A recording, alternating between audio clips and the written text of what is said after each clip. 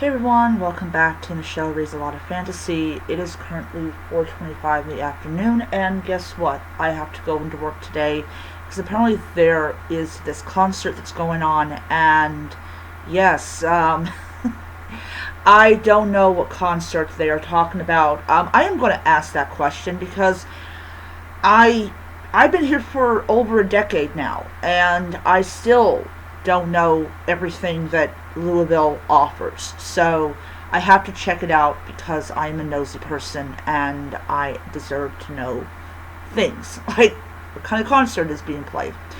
Anyways, I'm happy because it means I will get 5 days in, and that is good. I'm very happy about that because I need to not only give $140, one towards the phone bill, the other one towards the rest of the rent, but I want to have plenty of money left over so that I can go and I can pay for my order. That's important for me. That's important for me. I have to do that. All right. So I was on a channel called Bookish Dad Reads, and he was talking about leaving book talk and bookstagram, which is always a good idea. And and all that wonderful stuff. Let's see here. Let's see how much. Okay.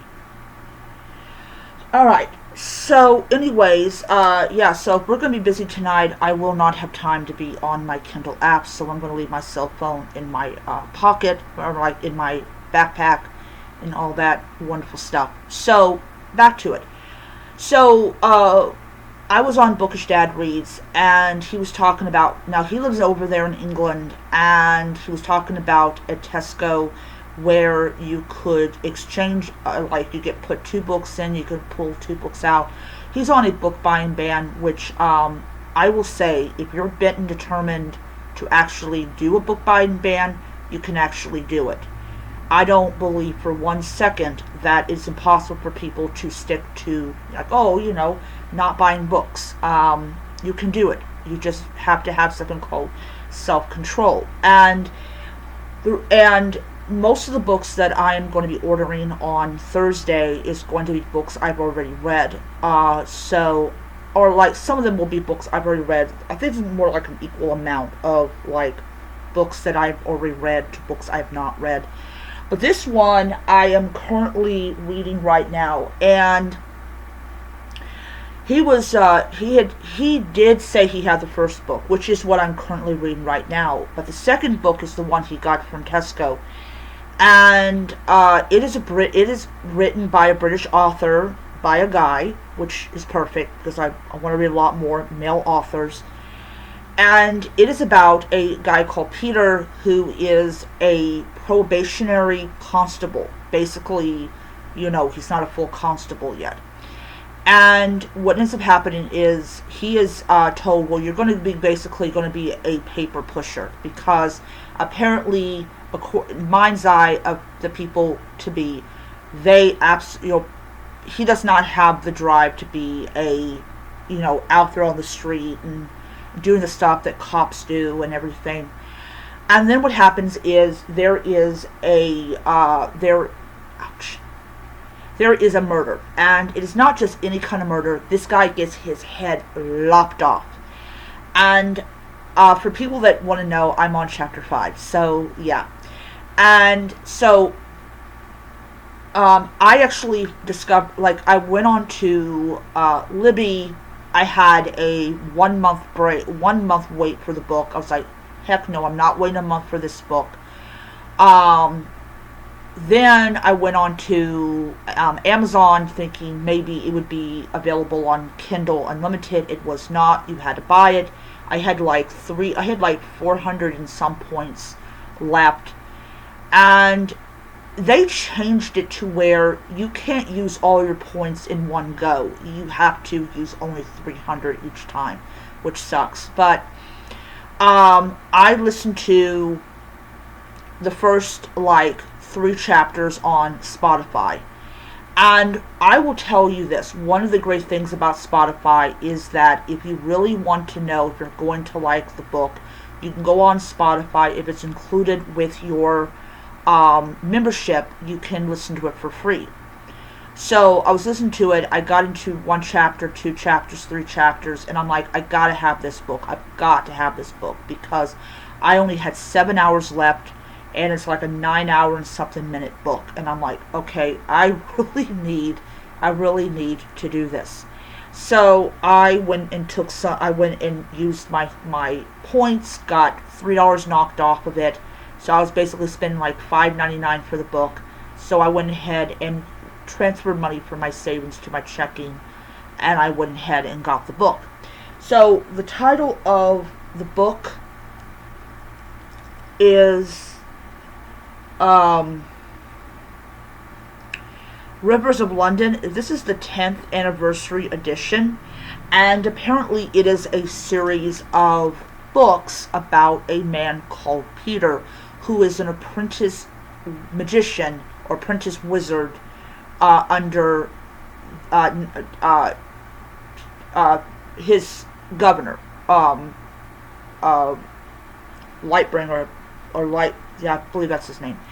Anyways, so in this one, you have this, so basically what happens in this book, from what I have already read, listened to, and read, is that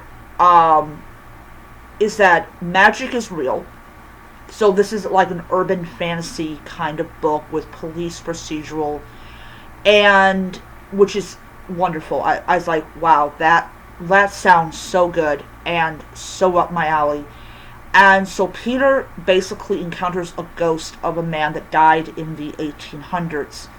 And what happens basically is that he tells him that, yeah, I saw the guy that did it, and basically said, you know, he just didn't change his clothes, he changed his face.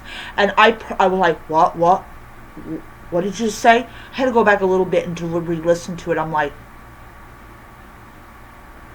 what? I was not expecting that. And so, you know, he decides to go back to basically trying to find this gentleman, and he encounters Lightbringer, or Lightbrawl. Oh God, I did know his name, and I totally forgot it, which sucks because he's a great character. Let's see. Nightingale. So, anyways, so, you know, he's about to be put into this, you know, part of the department that you just basically don't do anything except file paperwork.